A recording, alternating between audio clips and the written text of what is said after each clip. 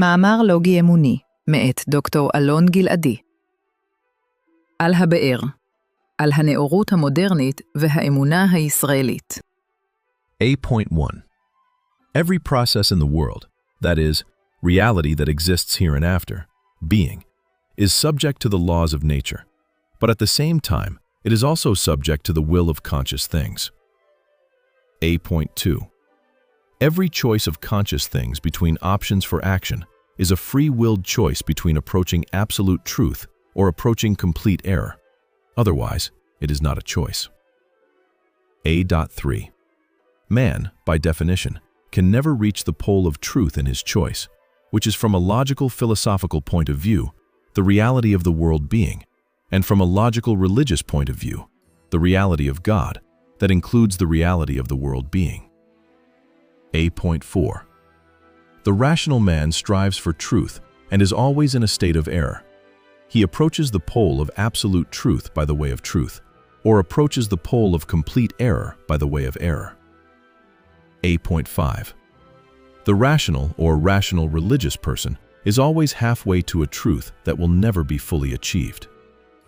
8.6 It seems that this issue can be characterized in the accelerated modern development of science and technology in the face of the backward movement of philosophy and faith. 8.7 Modern science and technology are treading the path to the theoretical truth of what is in existence, first and foremost by refuting existing theories in a rational, practical manner. 8.8 Modern philosophy and faith have been treading the path of error for a long time. 8.9 This path of error upon error is also characterized by reliance on one authority or another, and not on the basis of explanatory refutation and correction. 8.10 Sometimes assume that because someone's theoretical intelligence is at a high level, so is their moral intelligence. This is an error that characterizes the decline of intelligence, and, after all, a person can be an excellent mathematician among the elite and a person of poor morals among the lowliest. 8.11 On the other hand, some assume that wisdom resides with people of philosophy and religion. But here too we are dealing with erroneous assumptions by definition in an era of theoretical intelligence and philosophical religious decline. 8.12 It is true that there may be a certain logical practical basis, albeit a fragile one, for these assumptions in a moderate era of rational exemplary development in science and rational development that is not exemplary in the fields of philosophy and faith. Not so in an era of opposing and non-complementary extremes of accelerated and exemplary theoretical progress, and the opposite of philosophical and rational religious decline that is not exemplary. 8.13 These errors are clearly expressed first and foremost in irrational subordination to existing doctrines and in development that is not a rational refutation of previous doctrines. 8.14 At the same time, they are expressed in the absence of free rational discourse, real/true/substantial. They exist through blatant silencing, or rather, silencing through the maintenance of discourse for the sake of victory. This actual silencing is sometimes hypocritically referred to as discourse aimed at honesty between the parties, which can never be truly measured and therefore cannot be refuted. 8.15 Such is the state of affairs with the hypocritical postmodernist claim to the maintenance of free discourse, with each and every one of its participants entitled to decide its rules. This matter is reminiscent, even if only in passing, of such and such debates from the Middle Ages, that is, which necessarily leaves the control of discourse in the hands of the powerful, whether physically or materially, or what is accepted by the community/Knesset/genre, and sterilizes its reality/truth/essence from the very beginning. 8.16 Free, democratic, rational, faith-intellectual discourse is at the heart of the development of human thought in all areas, without exception, within the framework of cognition. Discourse in a particular generation, and no less than that, and perhaps even more so, discourse between generations. A.17. It should come as no surprise that the true/real/deserving expectation of the Messiah and the days of the Messiah is actually an expectation of the existence of a sublime discourse. This is a discourse between exemplary and exalted interlocutors, and not the imposition of an individual or individuals on the intellectual exemplary, free democratic foundations of human thought. The foundations of the thought and action of the free and equal man are at the heart of man's progress, between himself and others. Therefore, it will be said, the days of the Messiah, from the word dialogue, and not the days of the Messiah, from the word Messiah. A.18. The error gains momentum in the absence of rational exemplarity, in the absence of rational transcendence, and in the absence of rational discourse, both exemplary and sublime.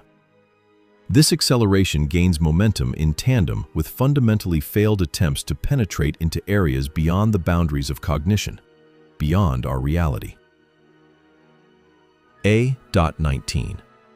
Insofar as it concerns the development of scientific technological thought, it is subject to theoretical reason and its rules that seek to approach in a proven exemplar manner, that is, not yet refuted, the path of truth in relation to what is found in the world/in existence.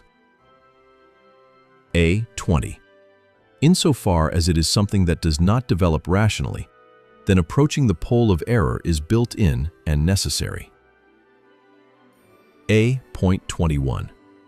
The Enlightenment, sometimes called the Old Enlightenment, aspired to seemingly scientific teachings that encompassed the entire truth in all areas of science and morality, but not in the faith to which it was a reaction, and even in its development, a negation. Therefore, the Old Enlightenment failed to eliminate a central part of human thought, as opposed to an exemplary confrontation with its development. A.22. It is indeed very interesting that the inevitable moment of the development of the Old Enlightenment, from the error of its foundations, led to the temporary abolition of both enlightenment and faith. A.23. The Romantic reaction to the Old Enlightenment sought to turn its back on its universalistic religious tendency. Romanticism sought to embrace the past that preceded it outside the framework of faith, while dressing it up in the particular, through rational teachings combined with longing for an ancient and vanished mystical time. A.24. This trend led to the development of particularistic teachings that seek to take control of the details within it and the particularity outside it. A.25. It seems that this development of a reaction without breaks and exemplary balances was well formulated in the past as a process described in one language or another, from the Enlightenment to nationalism, nationalism to animalism. This development is also true for other unbalanced particularistic developments. A.26. And here, as a reaction to Romanticism and the Old Enlightenment, modernity arose, which sought to shed the failures of its predecessors. Modernity sought to correct Romanticism by returning to the universal rational, but in a way that did not return to the Old Enlightenment, and at the same time abolished the old faith and morality in and of itself. Modernity, as a reaction to Romanticism, and unlike the Enlightenment, sought to rest consciousness on a limited basis in being that creates consciousness of such and such action and reaction relationships, creating theories that are scientific universals as one comprehensive and absolute truth. A.27. Thus, in Hegel's theory of the spirit of reason, whose highest manifestation is the universal state. A.28. Thus, in Marxism, according to Marx, Engels, and others, regarding dialectical materialism leading to the rule of the proletariat, and from there to communism and the abolition of private property.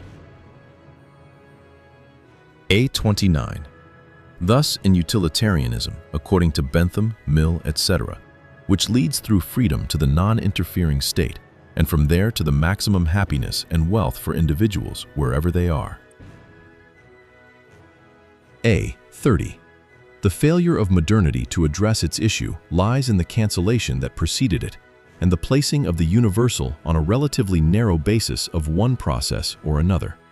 This narrow observation inevitably distances itself from the search for the overall picture, complex and simple, balanced and striving for the path of truth, which will never be achieved. A. 31. As a reaction to modernity, postmodernity arose and rose, which sought to shed both faith and the overall universal morality. Postmodernism wishes to focus again on the particular, but this time on the individual particular, who acts rationally alone and for himself for the sake of survival, or for his happiness, and is not subject to any universal rule that claims to represent some general truth. A. 32.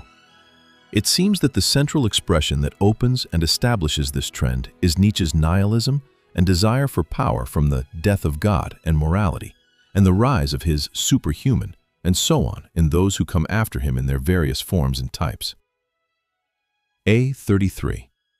But this trend also found its failure from its foundations, that sought to separate from the search for a comprehensive truth that will never be achieved, and therefore raised this type of thought on the wrong track. This is a question of moving away from the a priori and empirical purpose of man, who was born to know, think, will, and correct his previous thought, that strives for the true path of identification with being and/or the existential limit that will never be achieved. A. 34. However, it is precisely that failure in the foundations of postmodernism, that desire to break away from the search for the universal rational by rejecting the failures of the trends that preceded it, that led postmodernism to exactly what it feared, the war of all against all, or, more precisely, capital and power versus the rights of citizens, is the necessary derivative of the nature of man's desire for power, which, without balance, repeatedly leads to chaos as well as to the violation of the social contract based on universal, fundamental values. A. 35. The modern all-against-all war is the struggle of the self that controls the other self through a hypocritical envelope of pseudo-enlightenment, pseudo-romantic slogans, which in reality are in their entirety a dead letter, an empty letter, leading from the death of God and morality to the death of man. A. 36. A fundamental characteristic of postmodernism is the transformation of the old value goal into a means empty of its fundamental content for maintaining the control of the self over the other. On the other hand, this trend is characterized by the transformation of the means for maintaining the old value into an end, the state as an end, the nation as an end, the army as an end, the market as an end, etc. A. 37. The results of postmodernism and its hypocrisy are unequivocally the deepening of the gaps in society, increasing nationalism, capital rule, the hypocrisy of the Gothic and practical, and the decline of free democracy. These are the consequences of the lack of checks and balances in the face of the subject who takes control of the material cake through developing technology, and whose means are in his hands and are propagated by him as an end, as a value. A. 38.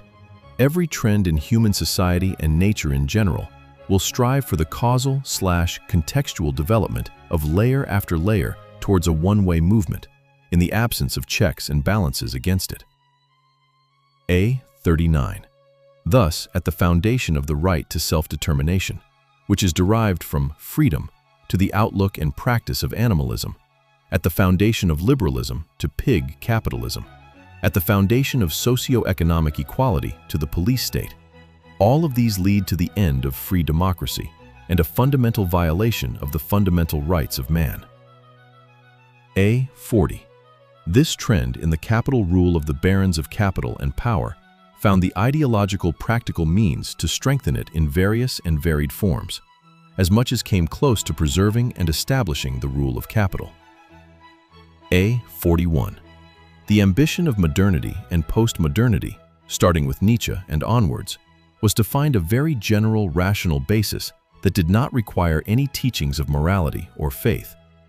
This pretense is characterized by a rational rule that does not guide man in one direction or another, except towards the exhaustion of his abilities and their transcendence, as if this would be enough to solve the burning problems. A42.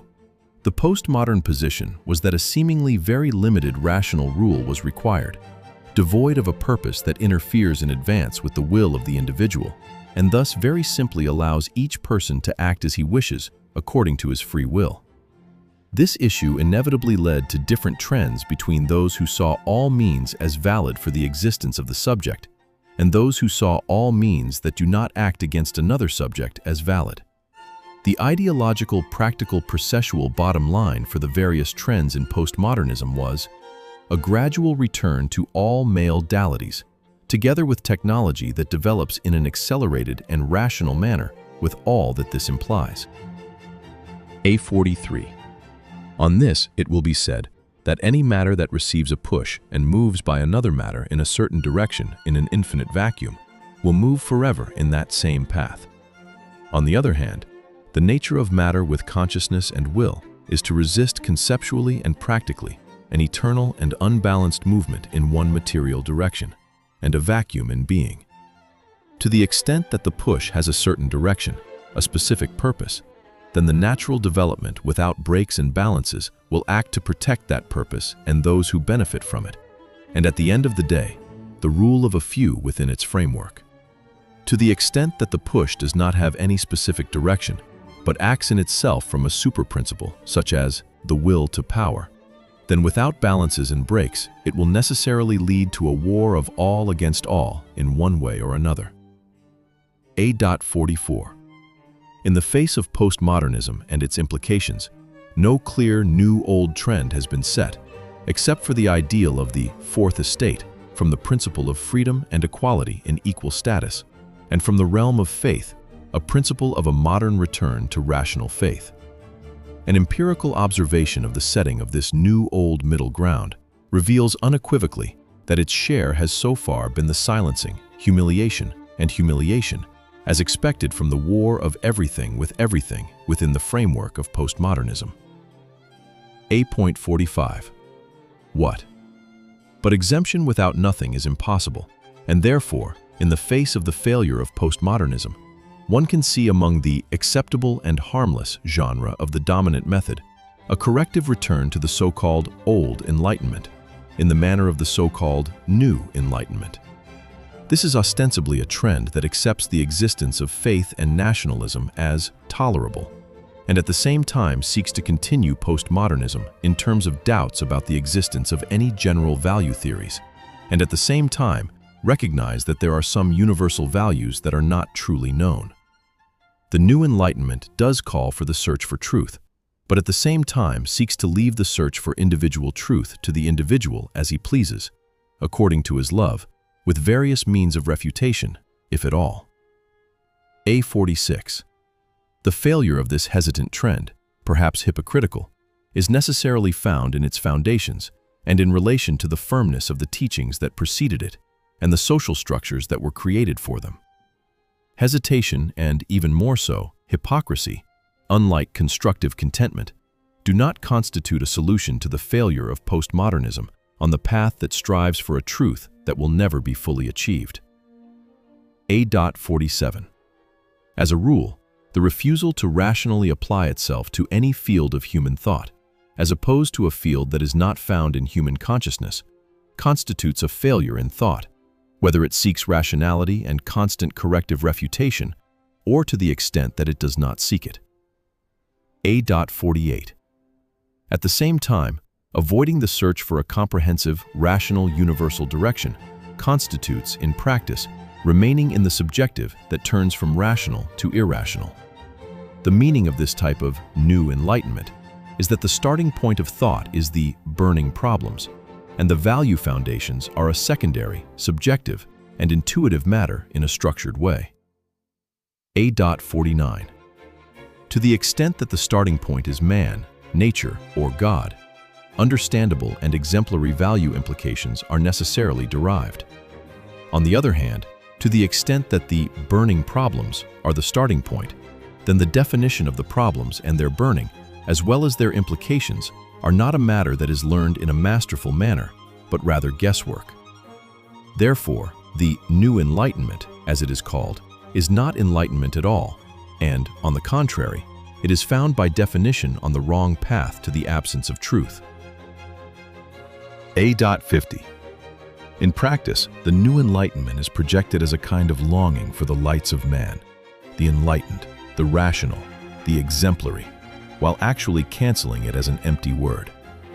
This is a laundry of words that ostensibly seeks to change direction in the face of the errors of postmodernity and its implications, but in reality constitutes part of the deepening of both the philosophical and religious rupture. In the absence of a search for a universal objective direction, in the constant search for universal truth, thought continues to walk contrary to both general and human nature. A.51.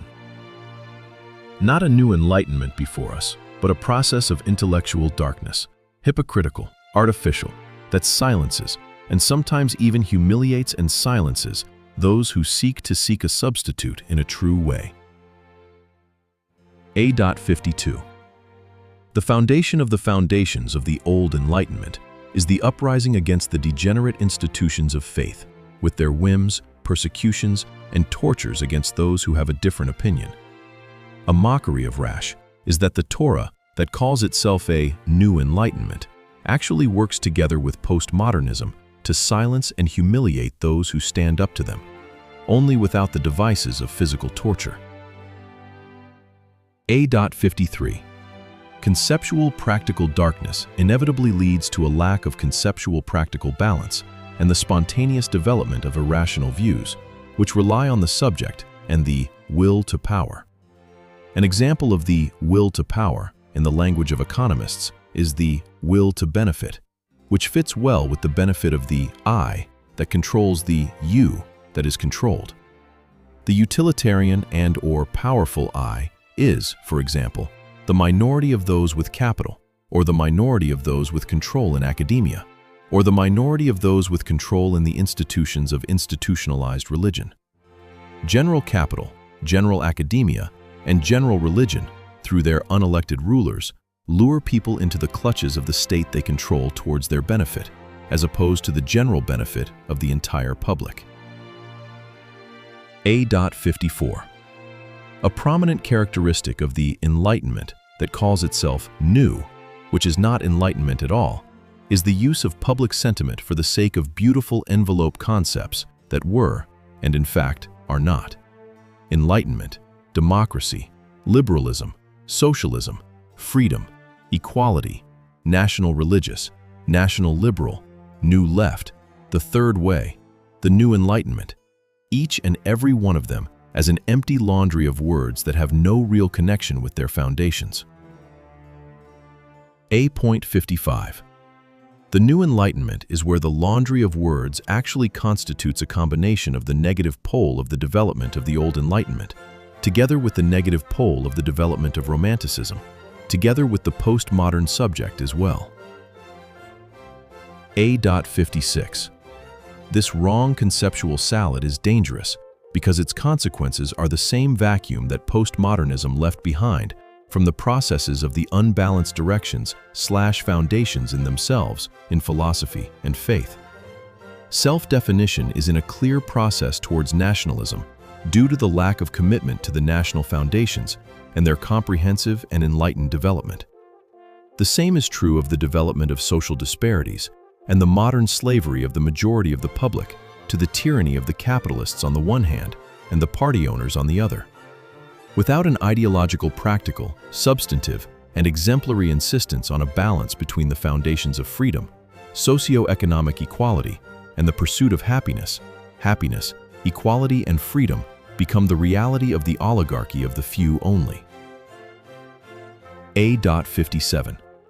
The so-called new enlightenment should be led to a modern enlightenment, ethically substantive, real, rooted in an exemplary manner in both the conceptual and practical reality.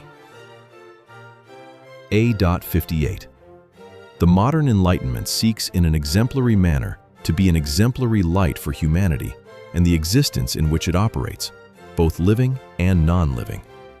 The foundation of the modern enlightenment is in man, or in the aspiration towards the rational path of truth of refutation and the possibility of refutation in all areas subject to cognition, including philosophy and faith. Modern enlightenment treats all areas of knowledge with exemplary rational respect and not with disdain or cancellation or silencing of any of them, recognizing that the truth will never be fully achieved. Modern enlightenment recognizes that the path to truth, which will never be fully achieved, is the aspiration of modern enlightened man, and that he is always in the middle of the road. A.59. The buds of a modern enlightenment approach can be seen in the path of thinkers who sought to move away from the I or the you alone, towards the I and you, whose stars seem to twinkle in the darkness, include Martin Buber, John Rawls, Karl Popper, and Leo Strauss. A60. These trends, like any theory, and even more so in an era of ideological and practical crisis, call for another correction to the path of philosophy and faith up to now, a rational mufti correction, a fundamental correction. A.61. The path to modern enlightenment passes through a modern correction that is not ignoring or canceling or leaving fundamental areas of thought to others as tolerable, but rather the opposite, a modern reaction to postmodernity, to modernity, to the old enlightenment, to the old faith. The modern enlightenment does not cancel any type of human thought within the framework of cognition, neither science, nor morality, nor faith. The modern enlightenment seeks, out of modesty but intellectual audacity, to search for truth and to enable the search for truth in a rational, scholarly manner in all areas of cognition, knowing in advance that it will never be achieved. A.62. The constant search for truth is carried out in the modern enlightenment with the knowledge that searching in a field that is beyond cognition inevitably leads to error. The modern enlightenment also recognizes that ignoring or silencing the search for truth in existence and on the border between that field and the world inevitably leads to error.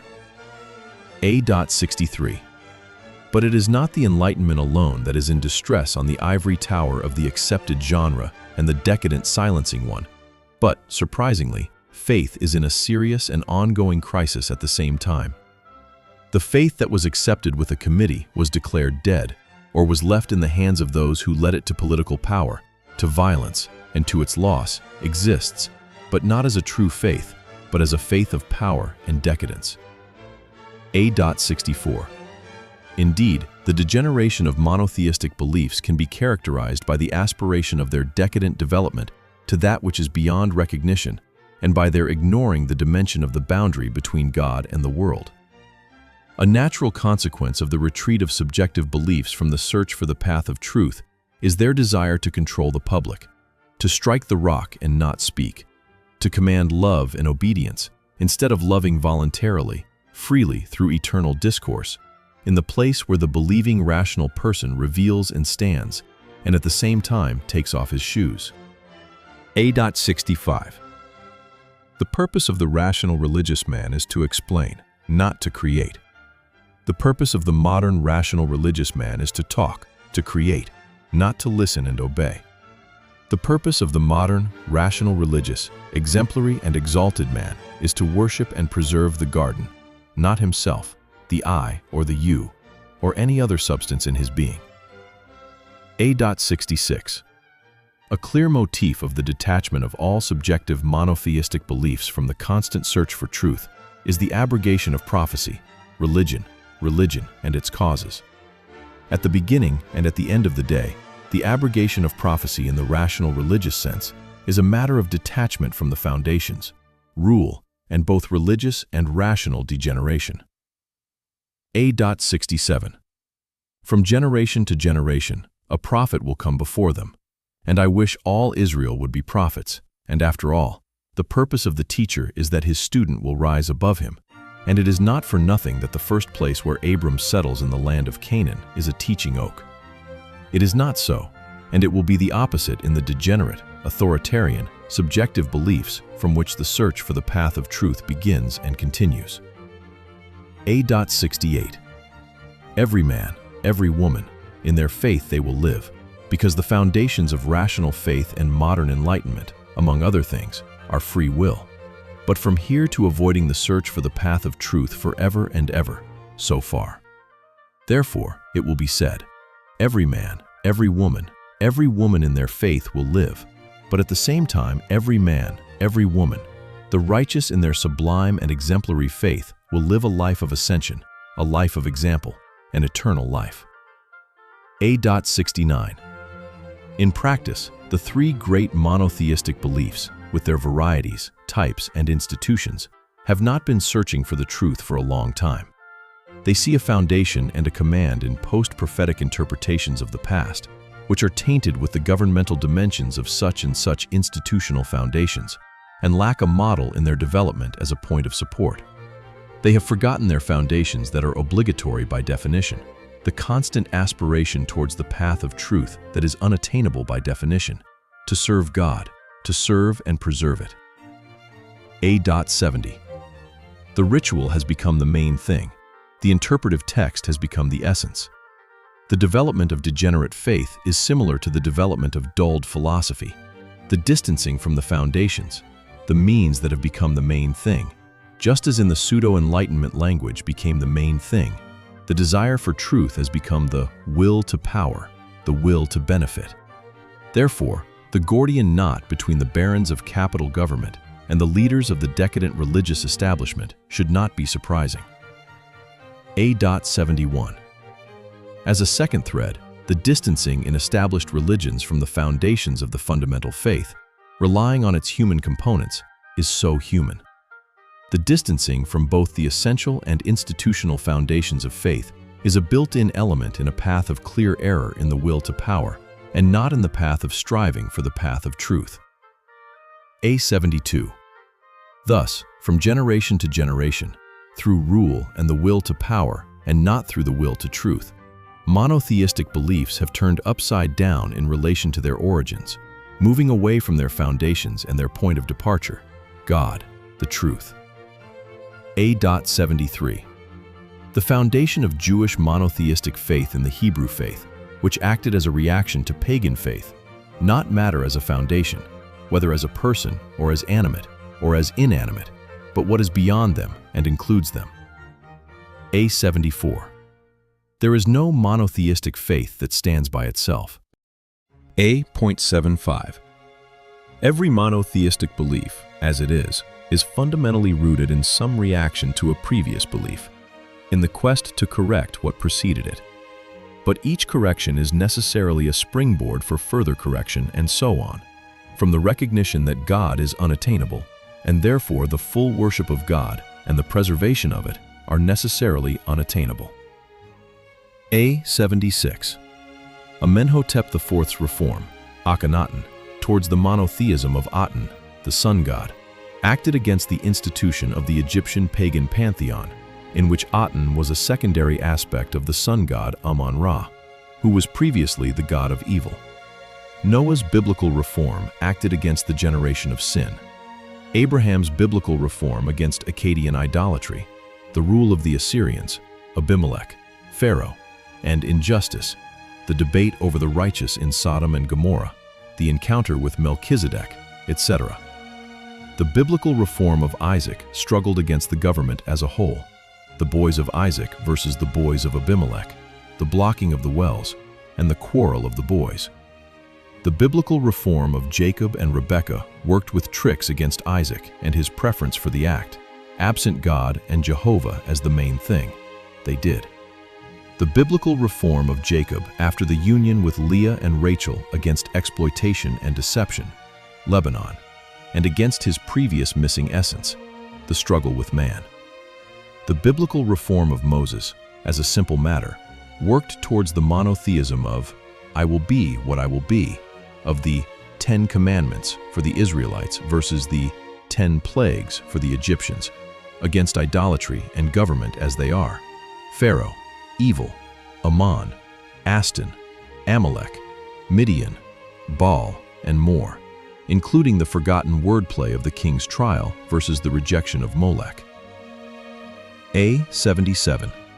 The pre-Christian Jewish reform of John the Baptist acted according to the Christian Bible against the institutional corruption of the Jewish priestly governmental system. The pre-Christian Jewish reform of Jesus acted according to the Christian Bible against both the decadent Jewish priesthood and the Roman rule of power. The Christian reform of Saul of Tarsus Paul acted, according to the Christian Bible, against Jewish Christianity, which addressed itself solely to the lost sheep of the pastoral Israel, according to its system, without removing or adding a single thorn from the Torah. A78. The Muslim reform of Muhammad acted, according to the Quran, against Arab tribal idolatry, against the Holy Trinity in Messianic Christianity, and against the belief in the Jewish chosen people. A79. And just as there is no fundamental belief that does not seek to be a reform of its predecessor, so too are its narrative, judicial, commandmentary foundations. In the Hebrew religion that underlies the Jewish religion, one can see clear similarities between the story of Noah, the flood and the ark, and the pagan mythology of the god Anki and Ataracesis, or Utnapishtim and the god Ah. Such are the things in the story of Moses, the ark and Pharaoh's daughter, compared to the story of Sargon II versus Aki the water digger, or the instruction, fracture for fracture, eye for eye, tooth for tooth, within the framework of an extensive legal system after the giving of the Ten Commandments, compared to the laws of Hammurabi. A80. The things are completely clear from a study of the Christian New Testament, which declares that it was written after the events described in it by apostles who did not know Jesus at all, and which for the most part uses one or another of narrative or prophetic motifs, biblical commandments, and there may even be earlier Egyptian influences. A81. This is of course true for the matter of Muhammad and the Quran, which is based on the stories of the Torah and refers to it explicitly in the verses that develop them in accordance with its initial target audience. A82.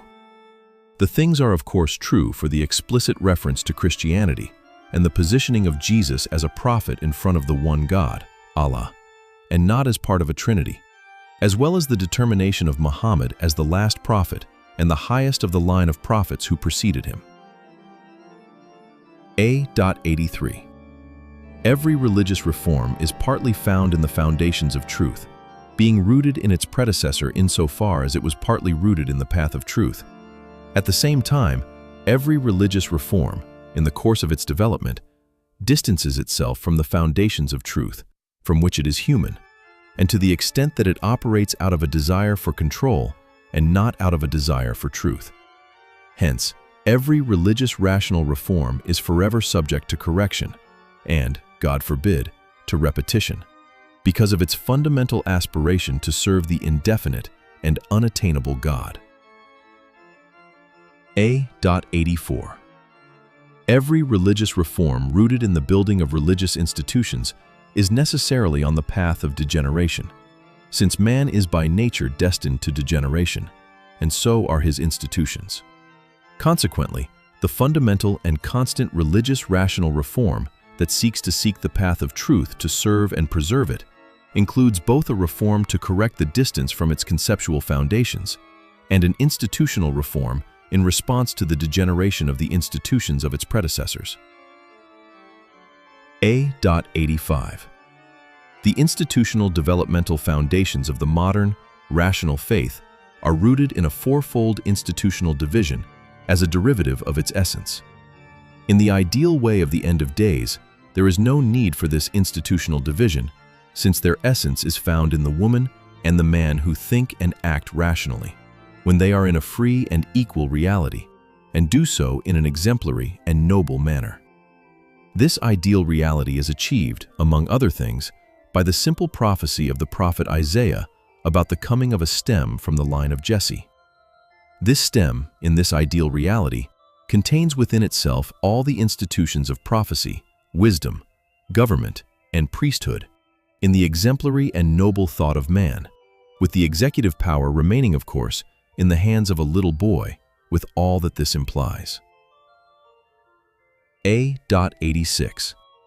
In any case, the first and foremost fundamental institution of rational faith is the institution of faith-rational prophecy. This institution is not formal, and by definition is not inherited, but is given to the person who thinks and acts in an exalted and exemplary faith-rational manner on the path to truth. This is a free, equal, essential institution, which stems from the a priori foundation of rational faith, God, from the fundamental a priori form of rational faith, which is the boundary between the reality of God and the reality of being and the aspiration for the path of truth that underlies them. A.87. Not prophecy as predicting the future or as performing miracles, but as a free-willed creative ascension, in tandem with a free-willed exemplary interpretive creation towards what should be from a faith-rational perspective. A.88. A central characteristic of the monotheistic faith's detachment from its foundations and its degeneration is the cancellation of prophecy and its fixation in some past or another, or in some particular form or another. A.89. A second fundamental institution in rational faith is the priesthood. The decadent foundation of the institution of priesthood was initially inherited and was subordinate to the first institution that was abolished in the subjectivist development of the central monotheistic beliefs. A.90. This is an apparently formal institution, to which modern entry is free and equal, and at the same time subject to strict rules. The essence and necessity or non-necessity of the institution of priesthood derives from the purpose of its existence, the maintenance of the faith intellectual discourse, correction, ceremony, and aura that are supposed to enable a faith intellectual striving for the path of truth and action in it. A.91.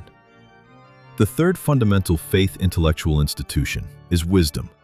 This is an institution that strives for truth in being and across the border from an interpretation towards the phenomenon of prophecy and towards the phenomena of being and the border, in accordance with the a priori foundations of rational faith and the categories that stem from them.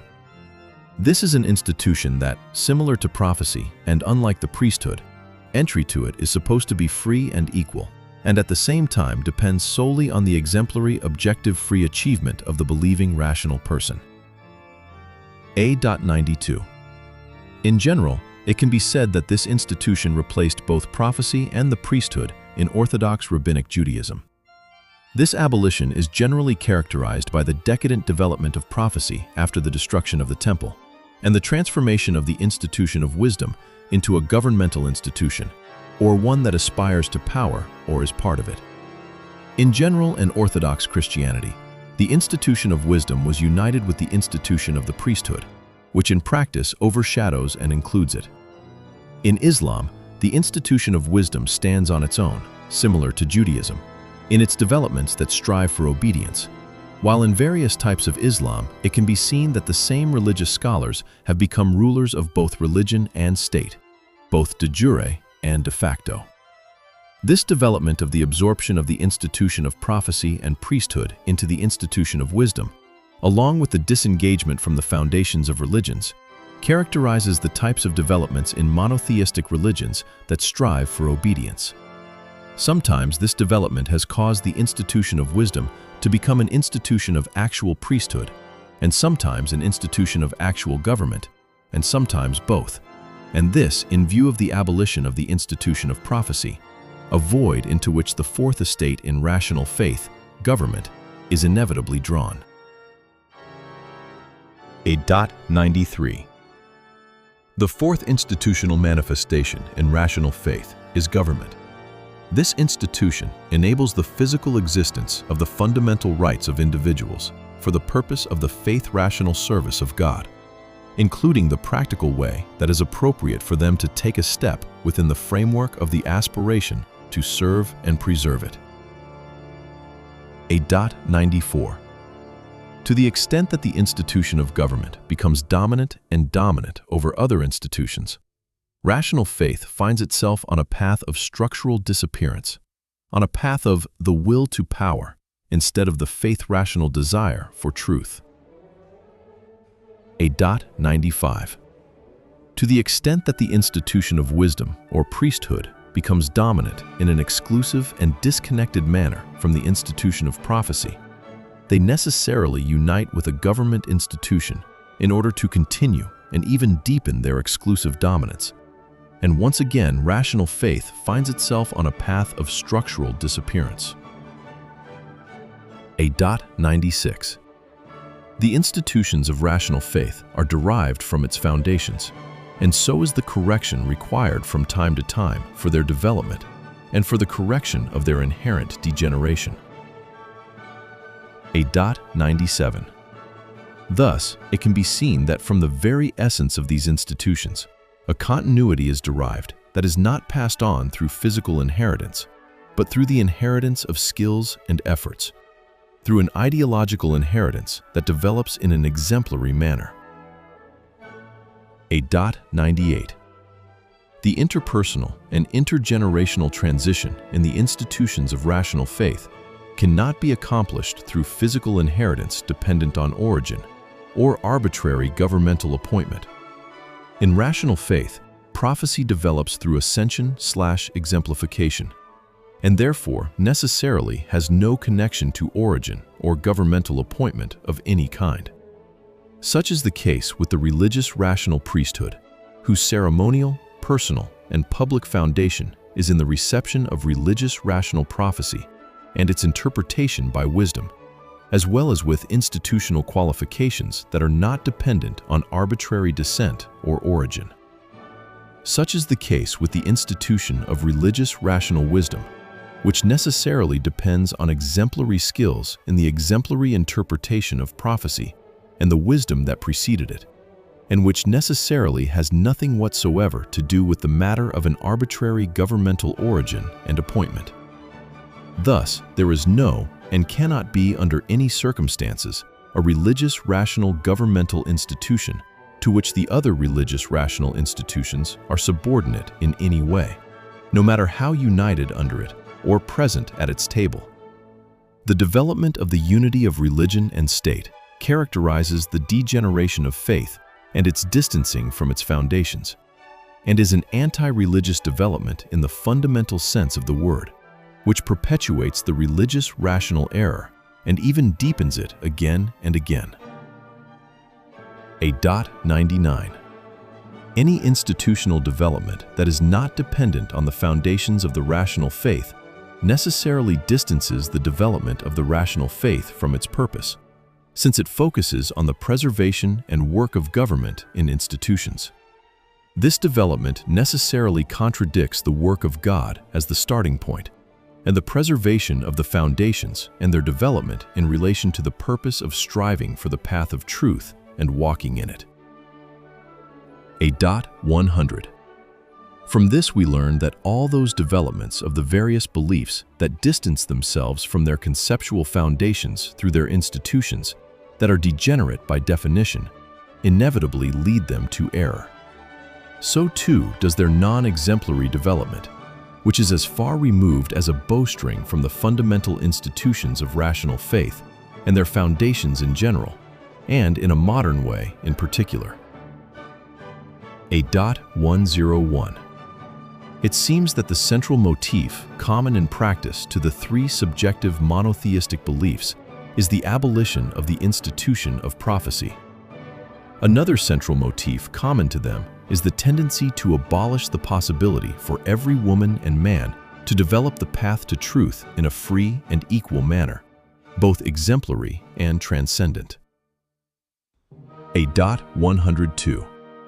The Jewish faith, in its various forms, canceled the prophecy, declaring that after the destruction of the temple, the prophecy was given to fools. It did this because it wanted to deal with the destruction of the temple and the old priesthood institution with it, and to control the institution of wisdom over its development, while drawing the priesthood into it and uniting it with one or another government. This is a faith intellectual error, institutional, substantial, and structured. 103. The unbalanced institutional tension in Judaism that existed during Roman rule gave way to a rule without Egypt and without balance of the sages, in a framework of arrogance that increasingly distanced itself from the faith intellectual foundations of Judaism. 104. Legends, divine help, the abrogation of prophecy, prayers of worship instead of sacrificial worship, resurrection of the dead, messianism, mysticism, and the development of error upon error upon error, in the absence of a rational, exemplary path that is subject to refutation. This is the path of all human thought that develops in an unexemplary and unbalanced manner. 105. Indeed, in the manner of processes lacking balance, restraint, and containment, the sages developed in their rule and in their discussions among themselves, and within external influences lacking exemplary in the places where they operated, a new subjective halakhic religion, Jewish religion. Within the framework of this religion, the sages of the new Jewish religion distanced themselves from the foundations of faith and its institutions to the point of actually canceling in relation to the religion of Israel the foundations of reason, justice, transcendence, and even the balanced institutionalism in its essence. 106. The same is true of Christianity's distancing itself from its foundations, which it saw as rebelling against the cruelty of Roman rule, along with the absence of prophecy in the frozen Judaism of the Second Temple period, and the institutional corruption of the monastic priesthood, which was subordinate to Roman rule. 107. In practice, the teachings of Jesus basically sought not to detract from the Torah and to develop it within the framework of Judaism reformed to its messianic system, within which the prophet was the Messiah and the one and only Son of God. 108. Incidentally, it should be said that the latter concept, unlike its predecessor, is a concept that is mentioned in the book of Genesis, in its old form, both indirectly with regard to Moses, and beyond that, although certainly not as sitting next to the hero, and in the manner of many without names, as opposed to appropriating this concept to any individual. 109. But the essential failure of Christianity lies in its foundations, which, after the crucifixion of Jesus, when it was in danger of extinction, almost completely turned its back on its teachings, on its foundation and essence. 110. Christianity transformed Jesus' address to the Jewish people, according to the Gospels, into an address to the Gentiles, while ingeniously and erroneously determining that Christians are the new Israel. It changed his instruction not to detract from the Torah for the sake of survival, towards the abolition of its central foundations. Christianity transformed its fundamental prophet, who saw himself as the Messiah, into part of God, while fundamentally changing the point of departure and abolishing prophecy from then on. It abolished circumcision and the customs of kashrut without a replacement. The festivals of the Israeli faith, which had become Jewish, were transformed into the festivals of Jesus, the God/man.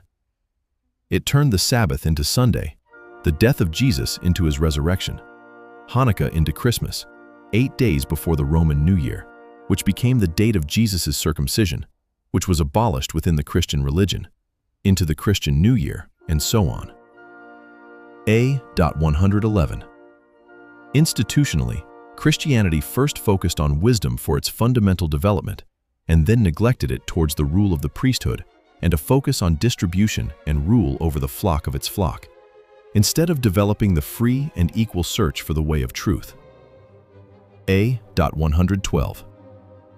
The protest attempts at correction that were made towards the Universal Church and towards the Orthodox Church changed its course in parallel with the development of science and enabled modernity, which ended in a faith/moral sense with the death of God and morality according to Nietzsche. However, these developments did not fundamentally change the failure in the conceptual subjective foundations of Christianity, including the neglect of rational prophecy and the wisdom of faith, which develops exemplary upon its interpretation.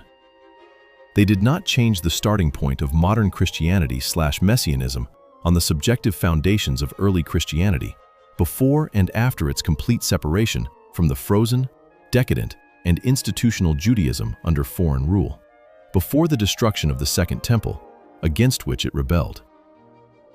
A.113.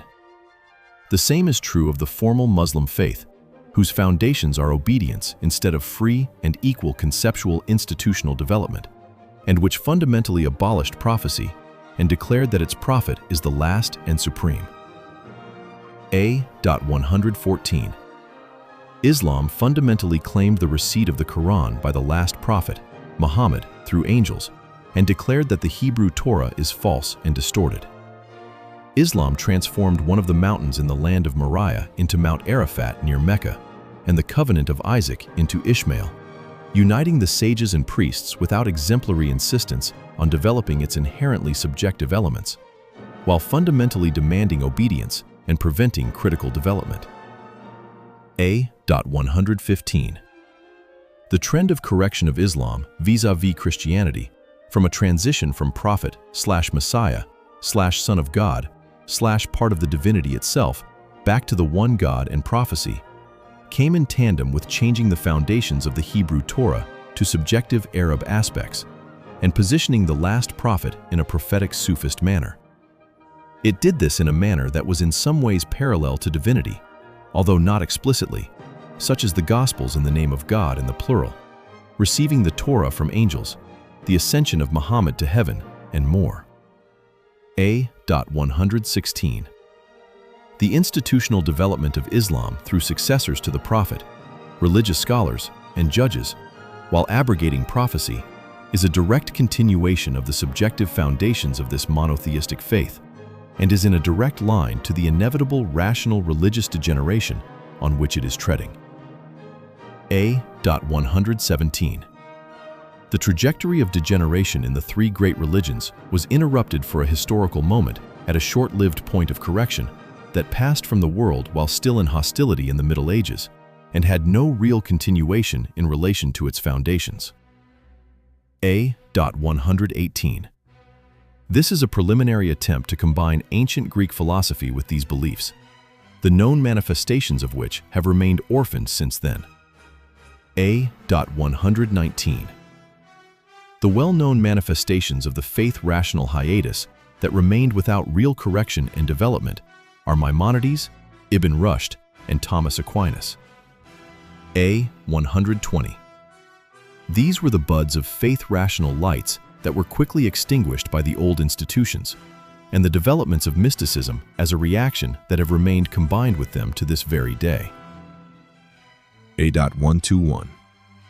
In the decadent development of all three great monotheistic religions, one can see thought and action towards the realms beyond cognition, as well as mysticism, whose entrance is necessarily in the great error, from the garden to the garden of heaven and hell, to the spheres, to the angels, to the saints and their graves, etc. A.122. In this development, there is fundamentally the cancellation of the ongoing exemplary prophecy and the inevitable cancellation of the constant aspiration for the path of exemplary truth that will never be achieved, and which prophecy in its essence, the faith rational, is by definition a central and inseparable part of it. A.123. The degeneration in the ideological and institutional foundations of the great and subjective monotheistic religions has inevitably led to errors upon errors, and even to corruption and extremism in the absence of balances and checks, which are necessary for constant development on the path of truth. A.124. In practice, we are today in the realm of faith at the height of decadence, which is inversely parallel to that new enlightenment that sees faith and morality as parallel, tolerable, less valuable, and subjective realms, just as the new faith, in its decadent, mystical, and institutional manifestations of its kind, sees science, morality, and democracy as something tolerable, less valuable, and parallel. A.125. These and others are on the path of error upon error upon error, and moving away from their true foundations, and from their development out of aspiration for the exemplary path of truth. A.126. In this state of affairs, the erroneous extremism and its persistence, for the purpose of continuing its subjective existence as it is, are only natural stages of its errors. A. 127. These and others have not succeeded in abolishing the faith or morality inherent in man, but have led them down a wrong path. A. 128. When the push creates momentum in the reality of space without other active forces such as attraction, resistance, etc., then the movement will continue in the same direction. When the movement is in the same direction and only weak resistance develops, then the survival instinct within the framework of preserving the error leads to extremism and further errors, and at times, quite a few are accompanied by violence. In the modern era, these erroneous developments constitute a real danger to the very existence of man. A. 129.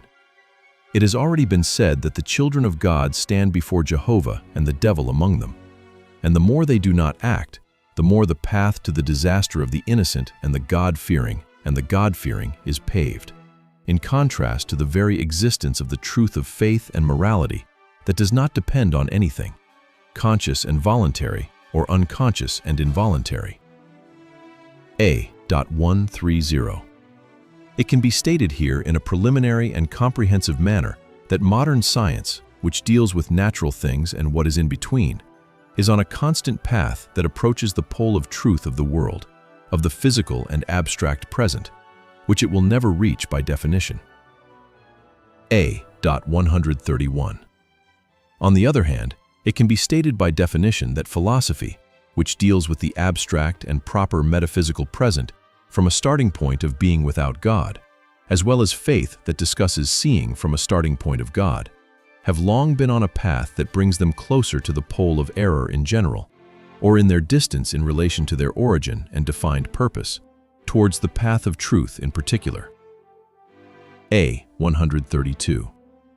This continuous development of philosophy and faith is by definition contrary to their basic foundation. A. 133. Philosophy seeks the love of wisdom and is necessarily rooted in the aspiration to find the truth, what is present and appropriate, right and just from the human mind in relation to the being of which he is a part.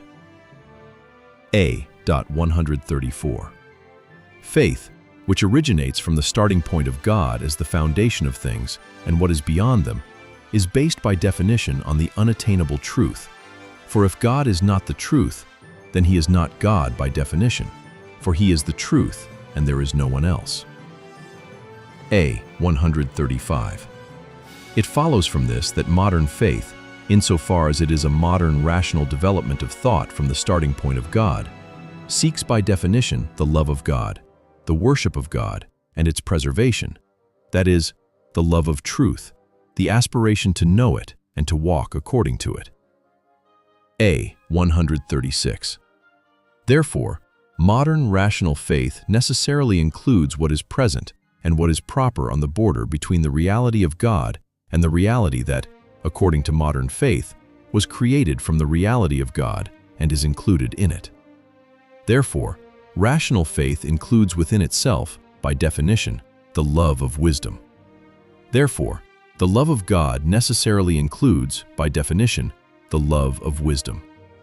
Therefore, rational faith includes, by definition, philosophy. A. 137.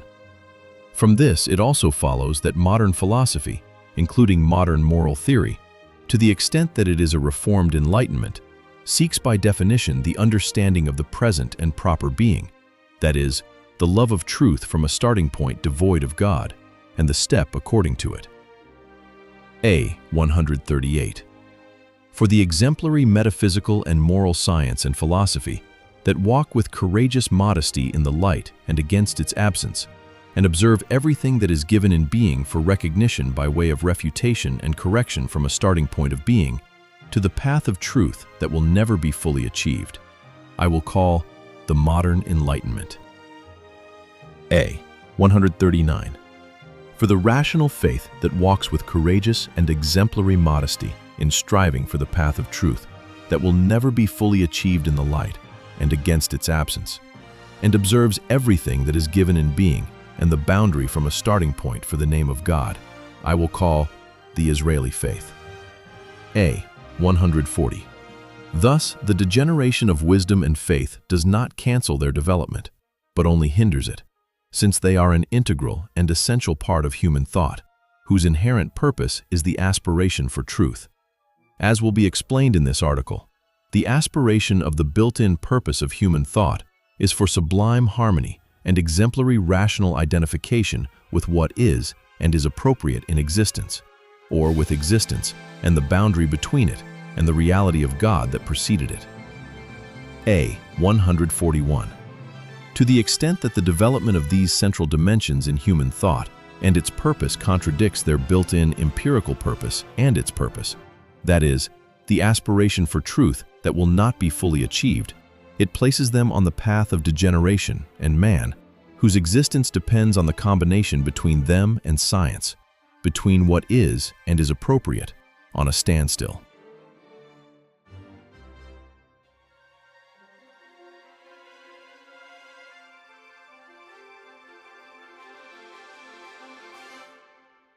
A. 142.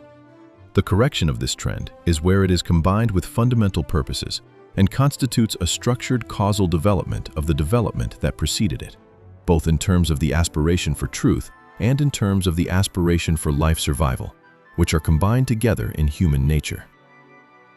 A. 143. The path to returning human thought to the path of truth passes somewhere through returning it to an exemplary walk in faith and philosophy, since theoretical physical thought is only one part of the three fundamental parts of human thought. A. 144.